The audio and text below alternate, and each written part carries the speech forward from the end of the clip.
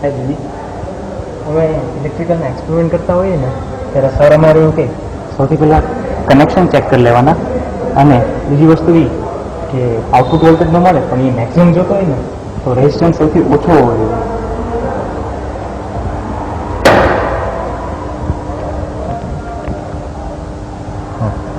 તો connection check કરી લીધા છતાં આપણને આઉટપુટ વોલ્ટેજ એટલે નથી મળતો, 0 છે.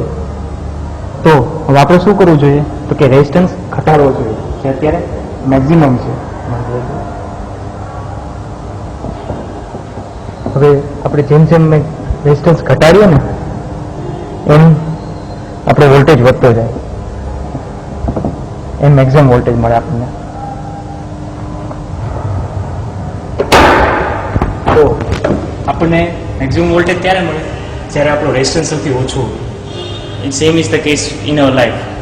તમારા આઈ પ્રે ટુ ગોડ કે તમારું અને જીજેનું કનેક્શન એકદમ ટાઈટ રહે, જેથી તમને આઉટપુટ વિચ મીન્સ લવ મળે તમારા બે વચ્ચે.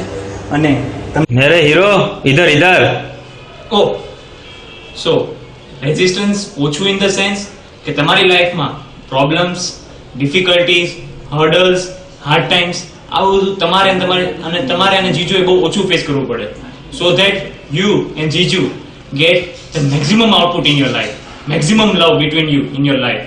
So I wish sorry We wish you a very happy married life.